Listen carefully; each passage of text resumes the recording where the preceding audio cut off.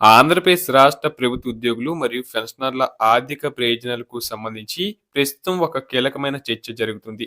ముఖ్యంగా 12వ పిఆర్‌సి అమలు చేసే ప్రక్రియలో జాప్యం జరగకుండా నూతన కమిషన్‌ను వెంటనే నియమించాలని ఉద్యోగ సంఘాలు గట్టిగా డిమాండ్ చేస్తున్నాయి. కొత్త పే స్కేల్స్ అమల్లోకి వచ్చే వరకు ఉద్యోగులు ఆర్థికంగా నష్టపోకూడదనే ఉద్దేశంతో కనీసం 30% మధ్యంతర భృతి ఐఆర్ ప్రకటించాలని కోరుచున్నారు.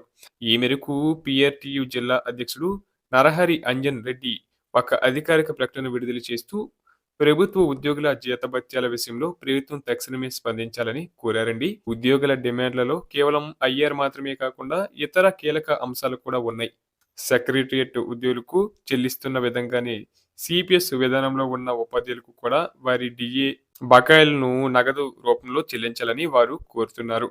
దీనివల్ల ఉపాధ్యాయులకు కొంత ఆర్థిక ఊరట లభిస్తుందని ఆశిస్తున్నారు. అలాగే ప్రస్తుతం సర్వీస్‌లో కొనసాగుతున్న ఉపాధ్యాయులకు ట్యాట్ నిబంధన నుండి మినహాయింపు ఇవ్వాలని, దీనివల్ల సీనియర్ ఉపాధ్యాయులకు ప్రయోజనం చేకూరుతుందని విజ్ఞప్తి చేశారు.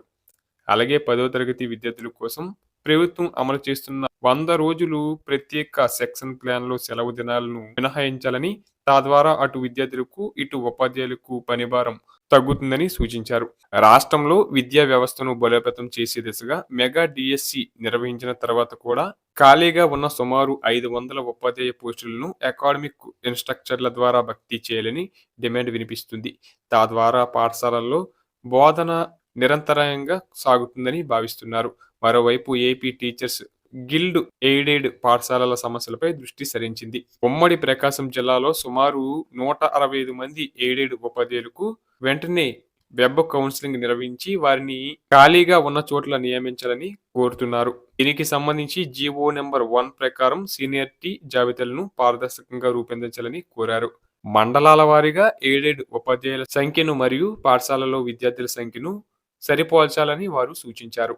ముఖ్యంగా విద్యార్థులు ఆశలు లేని 14 ఎయిడెడ్ పాఠశాలల్లో పనిచేస్తున్న ఉపాధ్యాయులను 40 మంది కంటే తక్కువ విద్యార్థులు ఉన్న 42 ఎయిడెడ్ పాఠశాలలో సర్దుబాటు చేయాలని కోరుతున్నారు. దీనివల్ల ఉపాధ్యాయ వనరులు వృధా కాకుండా ఉంటాయని కొత్త డీఈఓ ఈ అంశంపై ప్రత్యేక శ్రద్ధ వహించి తగిన చర్యలు తీసుకోవాలని విజ్ఞప్తి చేశారు. రాష్ట్ర వ్యాప్తంగా ఉన్న లక్షలాది మంది ఉద్యోగులు మరియు పెన్షనర్లు తమ ఆర్థిక భద్రత కోసం 30% ఐఆర్ ప్రకటన కోసం ఎంతో ఆసక్తిగా ఎదురుచూస్తున్నారు.